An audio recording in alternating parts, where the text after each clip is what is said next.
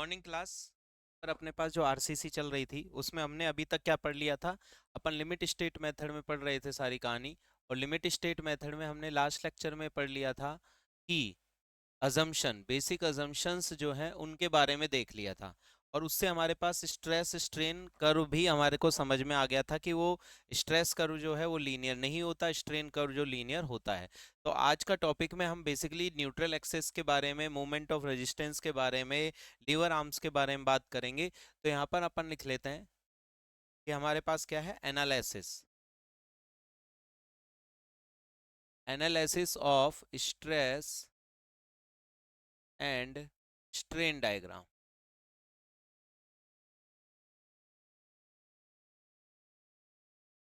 ठीक है, इन एलएसएम जो बीम है उसके लिए एनालिसिस जो होगा स्ट्रेस स्ट्रेन डायग्राम का, उससे रिलेटेड हमारे पास चीजें आज हम पढ़ने वाले हैं। उसमें बेसिकली क्या पढ़ने वाले हैं, देखिए पहले एक चीज तो ये है। अब पिछला लेक्चर देखने के बाद आपको एक चीज तो ये समझ में बहुत अच्छे से आ गई कि न्यूट्रल एक्सिस के अबाउट यदि हम नीचे की तरफ ये क्या माने, ए एस टी मान ले, ए एस टी मान ले, तो नीचे न्यूट्रल एक्सिस के नीचे का कंक्रीट नगण्य है और सारा का सारा जो टेंशन ले रहा है वो कौन ले रहा है, स्टील ले रहा है। ठीक है, तो अगर इसके रेस्पेक्ट में हमारे पास अगर बात करें तो स्ट्रेन डायग्राम लीनियर होता है, स्ट्रेन डायग्राम लीनियर होता है। और maximum permissible strain in bending compression वो कितनी होती है, 0.0035। ठीक है, इसके रेस्पेक्ट में अगर ये बात करें यहाँ तक, तो ये वाली जो चीज़ है ये हमारे पास ये कितनी होती है, ये किसी भी सूरत में मैक्सिमम स्ट्रेन इन स्टील वो 0.002 प्लस एफ वाई बटे में 1.15 इंटू में ई एस से कम नहीं होनी चाहिए। ठीक है, ये चीज अपन ने देख ली थी। ठीक है, इसके अलावा स्ट्रेस डायग्राम भी हमने देख लिया था, स्ट्रेस डायग्राम भी हमने देख लिया था। क्या देखा था कि भैया स्ट्रेस डायग्राम में क्या होता है, कुछ रेक्टेंगुलर हिस्सा होता है और ज्यादा पैराबोलिक हिस्सा होता है। अगर न्यूट्रल एक्स की डेप्थ कितनी माने, हम एक्स यू बोल दें, एक्स यू बोल दें, तो ये जो वैल्यू आती है ये 0.45 एफ सी के या 446 एफ सी के हम बोल सकते हैं। इसमें जो ये रेक्टेंगुलर पोर्शन वाला हिस्सा है 3/7 एक्स यू, और ये वाला हिस्सा जो होता है ये 4/7 एक्स यू से होता है। इतनी कहानी हमको आती है, इतनी कहानी आती है। और एक चीज और है जो हमने कोड में देखा था, इस टोटल जो कंप्रेशन फोर्स है इसका जो मान है वो कितना होता है हमारे पास, 0.42 एक्स यू सी जी पर होता है। ठीक है, और नीचे जो है वो स्ट्रेस तो 0.87 एफ वाई होंगे, और फोर्स निकालने के लिए आपको एरिया से और गुणा करना पड़ेगा, तो ये टोटल टेंशन फोर्स। तो एक चीज हमने लिख ली, शायद नहीं भी लिखी हो तो अब लिख लेंगे अपने पास, total total compression force, total compression force in concrete. बताओगे कितना होगा कंक्रीट में, टोटल कंप्रेशन फोर्स कितना होगा। देखिए कंक्रीट में एक लेयर में मतलब इस लेयर में कंप्रेशन स्ट्रेस डायग्राम ये है। अगर आप पूरी बिर्थ में बात करें तो इस स्ट्रेस डायग्राम जिसका एरिया हमको पता है कितना है, 0.36 एफ सी के इंटू में एक्स यू। अगर ये पूरी बिर्थ की बात करें, मान लीजिए ये एक लेयर में है, तो पूरी बिर्थ अगर बीम की है तो उसमें ये कितना हो जाएगा, उसमें ये हो जाएगा हमारे पास 0.36 एफ सी के एक्स यू इंटू में बी, 0.36 एफ सी के एक्स यू इंटू में बी या बी इंटू एक्स यू। और टोटल टेंशन फोर्स जो तो टोटल कंप्रेशन फोर्स जिसको हम सी बोल रहे हैं वो कितना हो जाएगा, 0.36 एफ सी के बी इंटू में एक्स यू। ठीक है, और टोटल टेंशन फोर्स जो होगा वो बेसिकली कितना हो जाएगा, टी, जिसका मान कितना होगा, एरिया, स्ट्रेस स्ट्रेस तो कितना है 0.87 एफ वाई, और एरिया कितना है स्टील का, ए एस टी, जितने भी सरिये होंगे उसके हिसाब से ए एस टी। तो टोटल कंप्रेशन फोर्स और टोटल टेंशन फोर्स के बारे में आपको जानकारी है। ठीक है, इसी के साथ यदि हमारे पास यहाँ से लेके यहाँ तक की डेप्थ को मैं इफेक्टिव डेप्थ मानूं, यहाँ तक की डेप्थ को इफेक्टिव डेप्थ मानूं मतलब ये वाली डेप्थ को, तो इन दोनों के बीच में ये जो है बेसिकली ये जो होगी यही उसकी क्या होगी, लीवर आर्म होगी। अभी क्या बीमारी है लीवर आर्म अपन समझेंगे।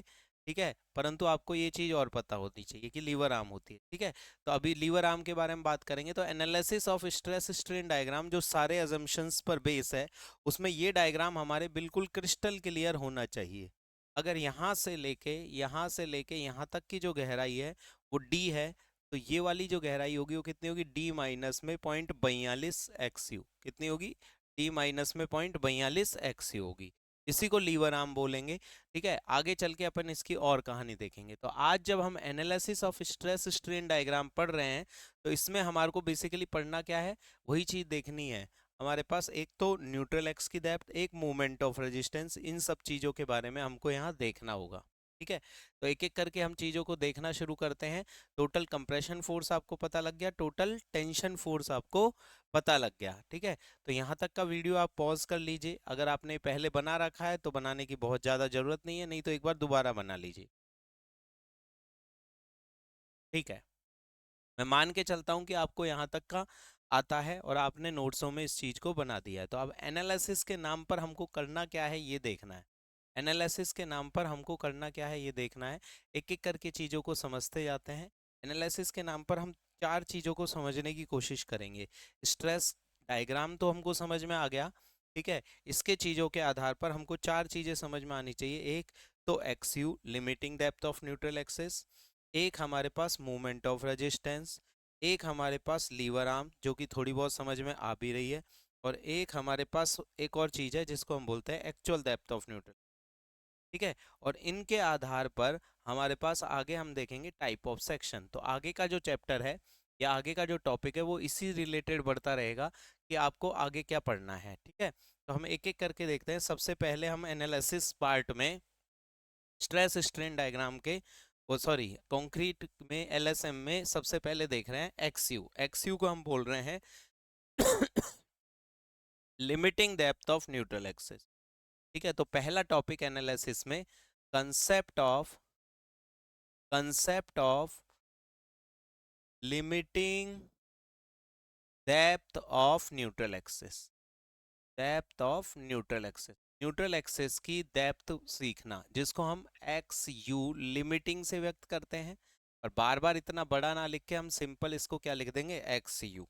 तो एक्स यू लिमिटिंग कैसे निकलती है, इसका क्या मीनिंग है, और इसके रिलेटेड क्या ऑब्जेक्टिव में क्वेश्चन बन सकते हैं, ये आपको बेसिकली पूरी चीजें आनी चाहिए। ठीक है, तो देखिए x you limiting neutral x की वह डेप्थ। अब देखिए यहाँ पर एक बार सॉम का बेसिक आपको पता होना चाहिए कि न्यूट्रल एक्स की डेप्थ इतना इंपॉर्टेंट क्यों है। तो ये हम बेसिक देख रहे हैं किससे, स्ट्रेंथ ऑफ मटेरियल से, जहां हमने बेंडिंग के बारे में पढ़ा था, प्योर बेंडिंग के बारे में पढ़ा था। एक बार क्विक रिवाइज करा देता हूं जिससे चीजें आपको याद रहें। देखिए भाई, हम अगर कोई भी बात करें बेंडिंग फॉर्मूला की, जो कि हमको पता भी है कितना होता है, एम अपॉन में आई बराबर में सिग्मा अपॉन में वाई बराबर में ई बाई आर। ठीक है, अगर इन दोनों चीजों को देखें तो बाहर से जो मूवमेंट लग रहा है वो, और ये अगर बात करें तो बेंडिंग स्ट्रेस डायग्राम जो है वो कैसा होता है, लीनियर होता है। क्योंकि सिग्मा बराबर क्या हो जाएगा, एम अपॉन में आई इंटू में वाई, और वाई का मतलब है न्यूट्रल एक्स से दूरी। न्यूट्रल एक्सिस से दूरी यानी सबसे ज्यादा दूर जो होगा उसमें स्ट्रेस सबसे ज्यादा होगा। जो जैसे जैसे न्यूट्रल एक्स के पास जाओगे स्ट्रेस की वैल्यू क्या होती जाएंगी, कम होती जाएंगी। अब देखो यहाँ ध्यान से, यदि ये न्यूट्रल एक्सिस की डेप्थ यहाँ ना होके यहाँ होती तो ये क्या होता, ये स्ट्रेस डायग्राम लीनियरली यू बढ़ता, मिटा रहा हूँ। ठीक है, स्ट्रेस डायग्राम लीनियरली यूं बढ़ता और इधर की तरफ यू बढ़ता। तो एक बात तो क्लियर क्लियर पता लग रही है क्या, अगर न्यूट्रल एक्सिस की डेप्थ पहले यहाँ थी, अब न्यूट्रल एक्स की डेप्थ कम हो गई। न्यूट्रल एक्स हमेशा कंप्रेशन के टॉप फाइबर से नपती है। तो इसका मतलब जिस एरिया में या फिर कहें जिस लेवल से न्यूट्रल एक्स की डेप्थ कम है वहाँ स्ट्रेस लेस होंगे, और जिधर ज्यादा है, दूर ज्यादा है, वहां पर दूर ज्यादा है। तो हम ऐसे समझेंगे कि न्यूट्रल एक्स की डेप्थ जिससे दूर हो गई, जिससे दूर हो गई वही वो पहले फेल होने के चांसेस हो गए, उसमें स्ट्रेसेस अपनी परमिसिबल लिमिट से ज्यादा बन सकते हैं। यही न्यूट्रल एक्सिस अगर इससे नीचे आ गई, कहीं यहाँ पर आ गई मान लो, अगर यहाँ पर आ गई तो अब स्ट्रेस डायग्राम क्या होगा, इधर तो इतना सा ही स्ट्रेस होगा जबकि इधर की साइड स्ट्रेस बहुत ज्यादा होगा। यानी अब की बार स्ट्रेस इधर बहुत ज्यादा हो जाएंगे और इधर क्या हो जाएंगे, कम। तो एक चीज हमको समझ में आई कि डेप्थ ऑफ न्यूट्रल एक्सिस बहुत इंपॉर्टेंट है, क्योंकि न्यूट्रल एक्सिस की डेप्थ ऊपर कम होती है या बढ़ती है, उससे नीचे की साइड के मेंबर, नीचे की साइड का मटेरियल या ऊपर की साइड का जो मटेरियल है उसको दिक्कत होने लगती है। जिससे दूरी ज्यादा होगी उधर से न्यूट्रल एक्स की दूरी जिससे ज्यादा टॉप से ज्यादा है तो टॉप वाला फेल होगा, बॉटम से ज्यादा है तो बॉटम वाले के फेल होने के चांसेस हैं। परंतु limiting depth of neutral axis, neutral x की वह डेप्थ है जिसमें अब नीचे की साइड हमारे यहाँ क्या है, टेंशन स्टील है, ऊपर की साइड क्या है, कंप्रेशन है। तो यदि न्यूट्रल एक्स की वह डेप्थ जिस पर दोनों दोनों का मतलब ऊपर का कंक्रीट और नीचे का स्टील दोनों एक साथ फेल हो एक समय पर, यानी अपने परमिसिबल वैल्यूज पर हो, तो भैया उसी को हम कौन सी डेप्थ कहते हैं, न्यूट्रल एक्स की डेप्थ। तो न्यूट्रल एक्सेस की जो limiting depth of neutral access है उसका कंसेप्ट मेरे ख्याल से आपको समझ में आ गया। और ये एक हल्का सा आप अपने रफ में कहीं भी नोट्सों के बगल में या कहीं भी बेसिक कॉन्सेप्ट जो आपको पता है, न्यूट्रल एक्सेस की डेप्थ कम ज्यादा होने से मटेरियल की जो कि न्यूट्रल एक्स के नीचे है कि ऊपर है, उनकी भी सांसें ऊपर नीचे होंगी, जिससे दूरी ज्यादा होगी वो वाली न्यूट्रल एक्सेस क्या होगी, बेसिकली अपने पास वह वही वाला जो मटेरियल है वो फेल होगा पहले। ठीक है, तो ये चीज हम याद करेंगे। ठीक है, नोट कर लिया पॉज करके, है ना। तो अब वापस से आते हैं लिमिटिंग। तो limiting depth of neutral access जो है उससे रिलेटेड अगर आप इसको डेफिनेशन के रूप में लिखना चाहो तो क्या लिखोगे बताओ। अगर न्यूट्रल एक्सेस को लिखना चाहो तो क्या लिखोगे कि at limiting depth of neutral axis, limiting depth of neutral axis, concrete and steel fails at a same time। ठीक है, एट अ सेम टाइम। अब फेल का मतलब यहाँ पर क्या है, कंक्रीट अपने फेलियर स्ट्रेन पे हो, फेलियर स्ट्रेन पे हो, हेंस अपन क्या कह सकते हैं इस केस में, इस केस में eight depth of neutral axis hence strain in concrete, concrete में स्ट्रेन कहाँ तक पहुंच गई अपने एक्सट्रीम फाइबर पर, 0.0035। और स्ट्रेन इन स्टील, स्टील में स्ट्रेन कहाँ तक पहुंच गई होगी अपने पास, 0.002 प्लस 0.87 एफ वाई बोल दो, या एफ वाई बटे में 1.15 बोल दो बटे में ई एस। ठीक है, तो ये उस पर स्ट्रेन आ गई होगी। न्यूट्रल एक्सेस की कहानी यही है कि भैया स्टील भी अपने, कंक्रीट भी अपने फेलियर पॉइंट पर होगा और स्टील भी अपने फेलियर पॉइंट पर होगा।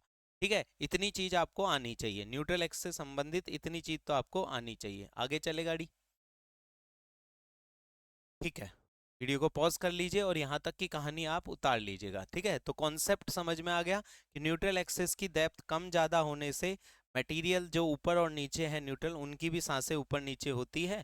और लिमिटिंग डेप्थ एक ऐसी डेप्थ है न्यूट्रल एक्सेस पर जिस पर दोनों भाई, दोनों मतलब कंक्रीट के ऊपर, न्यूट्रल एक्सेस के ऊपर का कंक्रीट और नीचे का स्टील एक साथ एक ही समय पर फेल होते हैं। ठीक है, मैं मान के चलता हूँ कि आपने यहाँ तक उतार लिया होगा वीडियो को पॉज करके। आगे चलें तो हमारे पास एक कहानी और समझ में आनी चाहिए आपको, क्या कि न्यूट्रल एक्सेस के बाद स्ट्रेन के बारे में बात हुई है यहाँ पर। तो अगर हम बात करें किसी भी बीम की, सिंगली बीम के बारे में ही बात कर लेते हैं। यदि हमारे पास ये ए एस टी है, ए एस टी है तो एक्स यू, अब देखो x you bar bar limiting नहीं लिख के एक्स यू लिख देता हूँ, मतलब वही है limiting depth of neutral access. ठीक है, तो limiting depth of neutral access में हमारे पास क्या हो रहा है, एक बार ये देखो। टॉपिक तो आपने देख ही लिया। ठीक है, तो यहाँ पर हो क्या रहा है कि स्ट्रेन डायग्राम, स्ट्रेन डायग्राम, यहाँ पर तो मैक्सिमम स्ट्रेन कितनी हो गई है, यहाँ पर तो मैक्सिमम स्ट्रेन हो गई 0.0035। और न्यूट्रल एक्स के नीचे कंक्रीट नहीं सीधा स्टील लेता है, और ये स्ट्रेन हो गई है 0.002 प्लस 0.87 एफ वाई बटे में ई एस। ठीक है, तो अगर इस डेप्थ को मैं बोल रहा हूँ कितना, एक्स यू, तो इस डेप्थ को ये कितनी हो जाएगी, यहाँ से यहाँ तक की इफेक्टिव डेप्थ है, तो बची हुई की डेप्थ कितनी हो जाएगी, डी माइनस एक्स यू। तो देखिए सिमिलर ट्राइंगल रूल, समरूप त्रिभुज सिद्धांत से ये कोण और ये कोण बराबर है, ये कोण 90 डिग्री का, ये कोण, तो किन्हीं भी दो त्रिभुजों के दो कोण समान हो, एक ये 90 है, इसमें भी 90 है, आमने सामने के कोण है तो ये भी समान है। ठीक है, तो भैया हम कह सकते हैं ये दोनों सिमिलर ट्राइंगल है। तो इस ट्राइंगल का बेस, इस ट्राइंगल का बेस कितना, ओ सॉरी ये बेस कितना हमारे पास एक्स यू बटे में इसी ट्राइंगल की हाइट 0.0035। ये तो इस ट्राइंगल के, तो ऐसे ही यहाँ भी इस ट्राइंगल का बेस डी माइनस में एक्स यू बराबर बटे होगा इसकी हाइट, हाइट कितनी है अपने पास 0.002 प्लस में 0.87 एफ वाई। मेरे ख्याल से ये चीजें समझ में आ रही हैं, है ना, सिमिलर ट्राइंगल से, समरूप त्रिभुज सिद्धांत से। ठीक है, अगर ये चीज समझ में आ रही है तो हमारा इंटरेस्ट तो एक्स यू में है। अगर एक्सयू में है तो इसको एक्सयू को यहाँ ले जाते हैं, इसको इधर ले जाते हैं, तो जब ये वाला क्रॉस मल्टीप्लाई कर दें तो ये जब इधर आएगा तो क्या रह जाएगा, डी माइनस में एक्सयू बटा में डी, सॉरी डी नहीं एक्सयू, और ये इधर चला जाएगा तो क्या हो जाएगा 0.002 प्लस में 0.87 FY। मेरे ख्याल से ये चीज़ समझ में आ रही होगी। 87 FY बटे में ई एस, 87 FY बटे में ई एस, ये यहाँ गई और इसके नीचे ये है ही कितनी 0.0035। अगर आपको ये चीज़ समझ में आ रही है, कुछ नहीं, मैं यहाँ पर इसमें डिवाइड कर देता हूँ, तो ये क्या हो गया डी बटे में एक्स यू माइनस में 1 बराबर में क्या है 0.002 प्लस में 0.87 FY बटे में ई एस बटे में 0.0035। अगर ये एक को मैं उधर ले जाता हूँ तो क्या बन जाएगा, डी बटे में एक्स यू बराबर 0.002 प्लस में 0.87 FY बटे में ई एस बटे में 0.0035 माइनस 1। अब मैं एलसीएम ले लूं, कुछ भी नहीं है जी, सिंपल मैथमेटिक्स है। क्यों करा रहे हैं, डायरेक्ट फॉर्मूला क्यों नहीं रटा रहे, क्योंकि बहुत इजी भी है और बेसिक कॉन्सेप्ट समझ में आ रहा है कि limiting depth of neutral axis पर स्ट्रेन अपने चरम मानों पर है और किस तरीके से निकाल रहे हैं, तो ऐसी चीजें तो काम आती हैं। ठीक है, तो अब मैं इसमें एक्सयू निकालना चाह रहा हूँ, तो इसकी अल्टा पल्टी कर दूं। ठीक है, अगर मैं यहाँ पर ये चीज को यहाँ पर क्लोज करूँ तो यहाँ पर देखिए क्या हो जाएगा, अगर ये एक बार एलसीएम और ले लेता हूँ तो क्या हो जाएगा, नीचे दिख ही रहा होगा डी बटे में एक्स यू बराबर में, ये एलसीएम इधर जाएगा तो कितना हो जाएगा 0.0035, 0.002 प्लस में 0.87 FY बटे में ई एस माइनस में 0.0035, सॉरी ये माइनस का था तो यहाँ पर जाके क्या हो जाएगा प्लस का 0.0035 और इसके नीचे भी 0.0035। ठीक है, अगर ये समझ में आए तो 0.002 और 0.0035 को जोड़ोगे तो 0.0055 आएगा। तो भैया क्या रह जाएगा, इसको पलट भी देते हैं, तो ये रह जाएगा एक्स यू बटा में डी, एक्स यू बटे में डी क्या हो जाएगा, इसको पलट देते हैं, जहां पर इसको और इसको हम 0.0055 कह सकते हैं, तो ऊपर तो रह जाएगा 0.0035 बटे में नीचे रह जाएगा 0.0055, 0.002 और 0.0035 को अगर जोड़ें तो 0.0055 हो जाएगा, और ये एज इट इज ही है अपना कितना 0.87 FY बटे में ई एस। ठीक है, तो यहां से एक चीज आई हमारे पास क्या, एक्स यू, इस पूरी संख्या को अगर मैं के बोल दूं तो डी इधर जाएगा तो डी, तो कुल मिला के आपको ऐसे याद रखना है कि एक्स यू बराबर जो होता है, एक्स यू मतलब limiting depth of neutral axis होती है, वो क्या होती है, वहां जहां पर स्टील और कंक्रीट अपने फेलियर पॉइंट पर हो, फेलियर पॉइंट का मतलब स्ट्रेन वैल्यू कंक्रीट में इतनी हो जाएगी और स्टील में इतनी हो जाएगी। ठीक है, क्वेश्चन कैसे भी पूछे हमको ये चीज बेसिक समझ में आ रही है। और एक्स यू की जो वैल्यू होती है वो कितनी होती है, के इंटू में डी, वो कितनी होती है, के इंटू में डी। अगर के इंटू में डी होती है तो यहाँ पर हमारे पास के, और जहां पर के की वैल्यू कितनी है हमको याद है 0.0035 बटे में 0.0055 प्लस में 0.87 FY बटे में ई एस। ठीक है, और यहाँ से एक चीज बहुत इंपॉर्टेंट जो आपको समझ में आती है वो क्या आती है कि भैया जो ये के की वैल्यू है वो केवल और केवल किसके ऊपर निर्भर कर रही है, ग्रेड ऑफ स्टील के ऊपर निर्भर कर रही है, कंक्रीट की ग्रेड से इसको कोई लेना देना नहीं है। यानी जो ये के है इसका मान केवल ओनली डिपेंड्स ऑन, यह जो मान है depends on grade of steel, केवल और केवल स्टील के ग्रेड पर ये निर्भर कर रहा है, कंक्रीट के ग्रेड पर ये निर्भर नहीं कर रहा। जब कंक्रीट के ग्रेड पर ये निर्भर ही नहीं कर रहा तो केवल स्टील के ग्रेड पर इसकी वैल्यू निर्भर कर रही है। ठीक है, यहाँ तक की कहानी आपको बिल्कुल समझ में आ रही है। ठीक है, तो एक बार यहाँ तक का वीडियो पॉज करके और उतार लीजिए जिससे कि मैं कुछ रफ कर सकूं, क्योंकि ये जो एक्सप्रेशन मैंने बनाया है ये केवल समझने के लिए है, निचोड़ ये वाले पॉइंट पे है कि एक्स यू बराबर में होता कितना है, उसकी वैल्यू आपको याद होनी चाहिए, और कैसे निकल रहा है ये भी हमको थोड़ा बहुत पता होना चाहिए। तो वीडियो को पॉज कर लीजिए, वीडियो को पॉज कर लीजिए और फिर हम आगे की तरफ चलेंगे। ठीक है, मैं मान के चलता हूँ कि आपने यहाँ तक की कहानी उतार ली होगी, मान के चलता हूँ कि यहाँ तक की कहानी उतार ली होगी, तो अब देखो आगे, आगे की कहानी देखोगे तो यहाँ देखो एक चीज और समझ में आएगी आपको। ये चीज़ नहीं मिटा रहा मैं अभी, क्योंकि यहाँ से हमको हल्का सा काम है कि भैया के का मान जो है, के की जो वैल्यू है वो केवल और केवल किस पर निर्भर कर रही है, के की वैल्यू केवल और केवल ग्रेड ऑफ स्टील पर निर्भर कर रही है, कंक्रीट की ग्रेड से इसका कोई लेना देना नहीं है। तो इसके हिसाब से कोड ने एक टेबल बनाई हुई है ग्रेड ऑफ स्टील, तो ये टेबल याद रखनी है आपको, और वैसे याद हो भी गई होगी आपको। ग्रेड ऑफ स्टील जो है Fe 250, Fe 415 और Fe 500, ठीक है।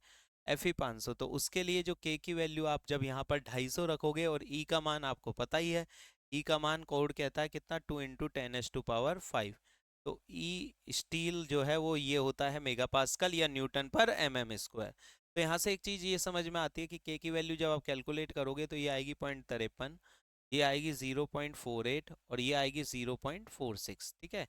तो ये चीज़ आपको बिल्कुल क्लियर रहनी चाहिए, ये चीज़ बिल्कुल क्लियर रहनी चाहिए। तो अपने पास के की जो वैल्यू है 0.53, 0.48 और 0.46 होती है। और यदि और कोई ग्रेड है, कोड ने यहीं तक ही बताया हुआ है, अगर कोई और ग्रेड है तो इसके लिए आप इस चीज़ को निकाल सकते हो, ठीक है। तो इस चीज़ को, वीडियो को पॉज करके आप उतार लीजिए, मैं यहाँ पर आपको दूसरे उस पर लेके चलता हूँ। देखिए कोड में ये वैल्यू पेज नंबर